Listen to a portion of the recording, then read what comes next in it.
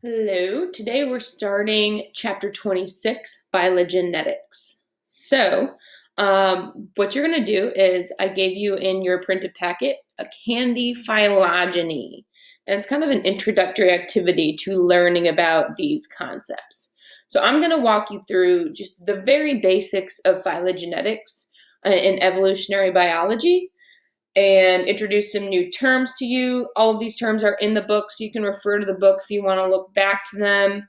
But we're going to go over some concepts using the whiteboard, and then I'm going to introduce to you how you are going to do the candy phylogeny activity. Okay, so to start, I have my handy dandy, if this works.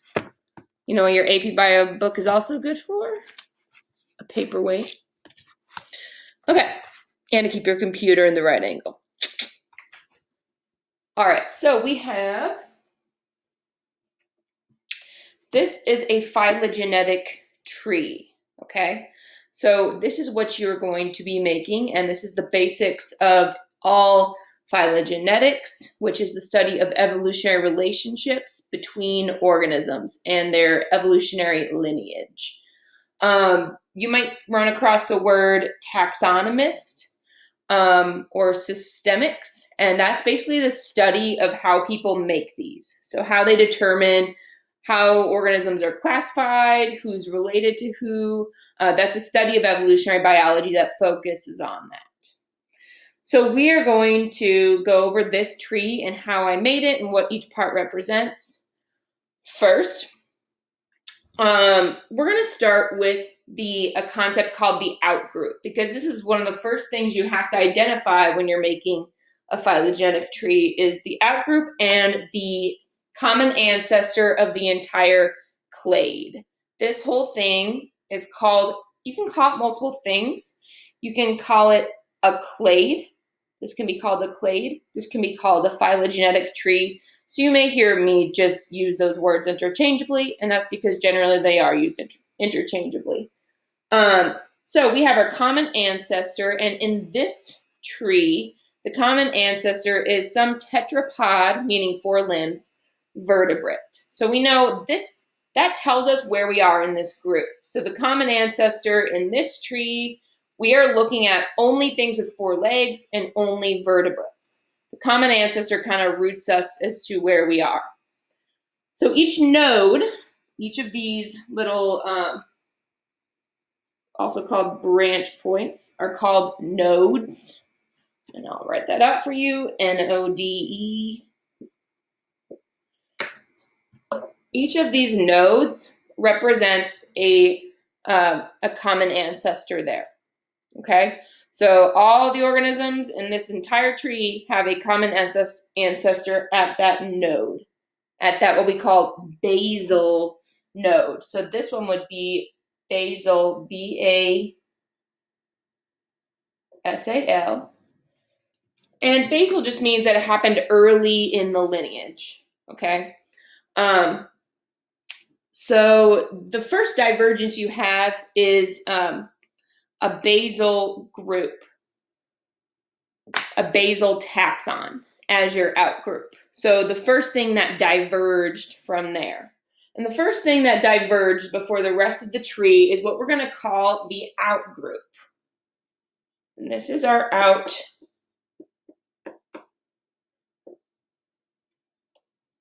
Our outgroup on this tree is the frogs. Okay, so the frogs are the outgroup. They are the basal lineage that diverged earliest from our common ancestor of this tree. They are the outgroup. You can kind of think of it as it's giving us context where the rest of the evolutionary tree, the rest of the phylogenetic tree is. The outgroup gives us context. So we know that we're not going to be going any more basal or any earlier in evolutionary time than when frogs developed. So we would not be talking about bacteria. We would not be talking about fish. We would not be talking about anything that diverged earlier in evolutionary time than frogs. And you want to give each of these branches, each of these lines are referred to as branches. Okay, so I can write that for you. Lines equal branches.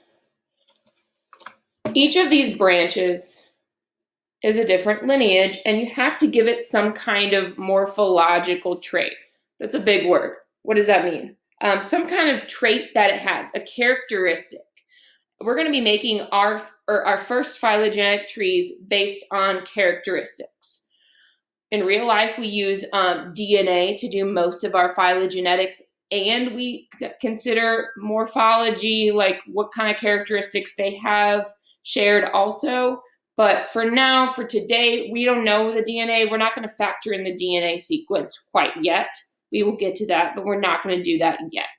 Right now, we're just characterizing these based on their shared characteristics. They're shared. So let me walk you through this tree, and we'll talk about the characteristics. So for all frogs in this group, we know they have a part aquatic life cycle, and they do metamorphosis. So they're earlier. They're part aquatic. We're not considering them part of that. They are our out group. Then we have divergence later, our later divergence. So the later it branches from here means that it diverged later in evolutionary time. So, for example, these guys diverged later than this divergence down here, which does make evolutionary sense. You have to have the earlier divergence before you can get the later species that you're talking about. So we have this divergence. Everything up here from this tick mark up is an amnion, which means they have an amniotic sac, which is that membrane that encloses an embryo. That can be in either an egg or a placenta, but there's some kind of amniotic sac around that. So everything with this characteristic, everything that is has an amnion will be up here, okay? So if you put a characteristic, all of the following organisms above that must have that trait, okay? So everything up here has an amniotic sac. Even a tortoise, swan, tiger, humans all have an amniotic sac. They may look different, but they all have an amniotic sac. So then we have, there's a common ancestor here, theoretical common ancestor, because it's a node. And then we have divergence of ectotherms and endotherms. Ectotherm means they rely on the environment for their body temperature. Endotherm means we maintain our own body temperature, a constant internal environment. So everything here, endotherm, after endotherm, this tick mark here, everything with this characteristic has to have, every species above this mark, above this characteristic, must be an endotherm. And everything above here must be an ectotherm. In this case, we only have tortoises, but if I wanted to include, I could include lizards on here, other types of reptiles. All these would be ectotherms. Anything above here on this branch, or that branches off, is an ectotherm. Everything above here that has this characteristic is an endotherm. So we go further divergence. So we go longer in evolutionary time. The longer the branch, the longer in evolutionary time before this happens. Then you have a divergence here. We're diverging, we're splitting off. We have egg layers, and then we have placental mammals, so things with mammary glands and placenta. That's our divergence here. So everything above here, which is just a swan, but we could include others. We could include like other types of birds in here as well. And then we have, and for the mammary glands, everything up here must have mammary glands, and tigers. I included that just because the Tiger King. Who's watched Tiger King? If you haven't, go watch it. Tiger and humans, okay? So everything up here has mammary glands, which just are tigers and humans. And then we have divergence here. So here's a tiger and human common ancestor here, theoretically, at this node. We have walking on four legs. Anything that's above this walks on four legs. Anything above this has opposable thumbs and is bipedal. So that would be humans on this side, everything up here, and walking four legs would be here. Okay, so that's one way to make a tree based on morphology. Okay, so morphology meaning just the traits that they have. A derived trait, so there are two different types of characteristics. Derived, oops, trying to write this. And we have derived traits, which occurred later in time. So a shared derived trait would be a trait that occurred later in evolutionary time, but they all shared it. An ancestral trait would be a trait that evolved earlier in time, but everyone still had it. So a shared ancestral trait in this tree would be their vertebrates and tetrapods. That would be the shared ancestral trait. That would be an early trait that evolved. Okay, that everything on this tree has in common. So it's a shared ancestral trait.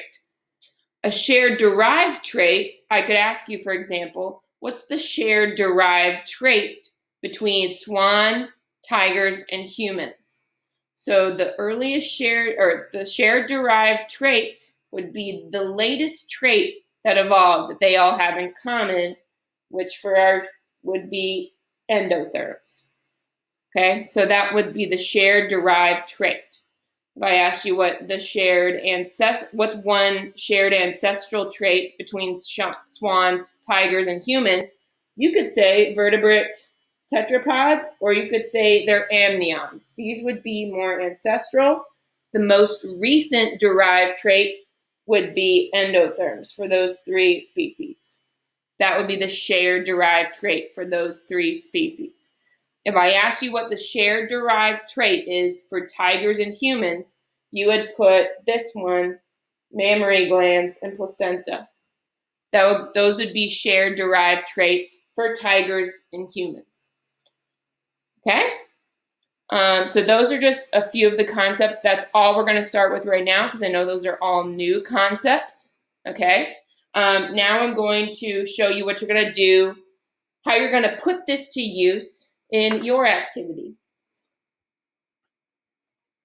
So you have an activity that says, I wrote on mine, sorry, but candy phylogeny. Your candy phylogeny I sent home with you. You're going to cut up all your candies first. Yours are black and white. Mine are in color because I'm special. So all these different candies, and then you have a fruit. You have all of these. These are going to be your organisms, okay? You're going to figure out how to make a phylogenetic tree based on the characteristics of these organisms. I'm giving you an example, okay? I don't want you to do it like me. I want you to come up with your own way, but usually I found that you guys need just a little bit to get you started. Okay, so start with a common ancestor. So my common ancestor is the common ancestor of all sweet things. So everything up here must have the shared ancestral trait of sweetness. I forgot to include that on there. So everything here on up is sweet. Everything. Okay? And then maybe here I have, this would be your shared ancestral trait. Then I'm going to have a divergence, and you have to have your outgroup. So once you have your common ancestor, then form your outgroup. But I'm not going to tell you the answers here. There's more than one answer here.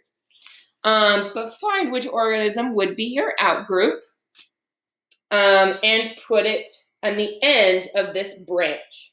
So that's where you put your organism that you're talking about, is on the end of the branch. Then say you have a divergence, so maybe like fruit and candy, okay? You have a divergence there, and we have a divergence. One side is artificial fruit candies, one side is chocolates. And all you have to do is go up. Make sure each of your branches must have some kind of trait. They have to have a shared trait. Notice each of my branches, I have sweetness, candy, natural fruit, artificial fruit, chocolate. I didn't fill these out, but you guys know what I mean. nuts, caramel, filling, no filling. Each of my branches, after a divergence, each of my branches has a trait, okay? From here I could have put, just to fill this in so you didn't think I was ignoring it, I just forgot to fill it out. Artificial fruit candy. If I wanted to make a trait for those that could show the divergence, I could put shell or soft, okay? That means that after this divergence, you have one side is shelled, one side is soft, okay? This is just one way to do it, but make sure you put your organisms, your candies, on the end of the dots, okay? So you're putting the candies here and organizing them by trait, okay? So now, once you have this, so for example, that would look like that, okay? Once you have yours figured out, I'm gonna have you make a flip grid, and this is gonna be a classroom grade for you. You're going to make a flip grid, and I will watch it. You're just going to explain in your flip grid how you organize your tree and why, okay? This is going to be part of your quiz grade, all right? So it is part of your quiz. I am giving you points for it. So don't just ignore it, don't put it off.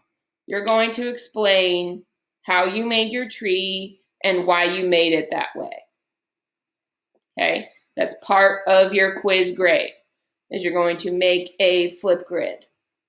And you will have a quiz tomorrow only over the terms that we went over, the basic terms, nothing else in chapter 6. That's it.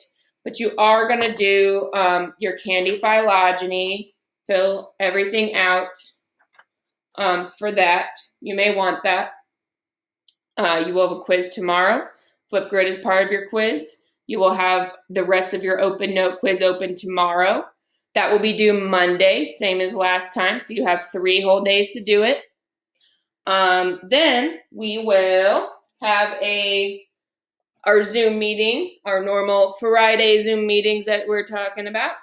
Our Zoom meeting will be, we're going to do it at 3 p.m. tomorrow, 3 p.m. All right, I will put that in the post today, but our Zoom meeting will be at 3 p.m. Don't forget to put in your March Mammal Madness, your scores for that. So I'll be delivering a prize to the winners, so don't forget. Also, look out for delivery from me of our next thing that we're going to be doing. Probably be delivering that next week. So I'm going to leave you, that's suspenseful. I'm going to leave you on that suspense. Okay, if you guys have questions, let me know. Start on your chapter 26 active reading guide also. That won't be due till the end of next week. But if you wanted to start early, you guys know, the earlier the better. All right, have a great day. Send me any questions.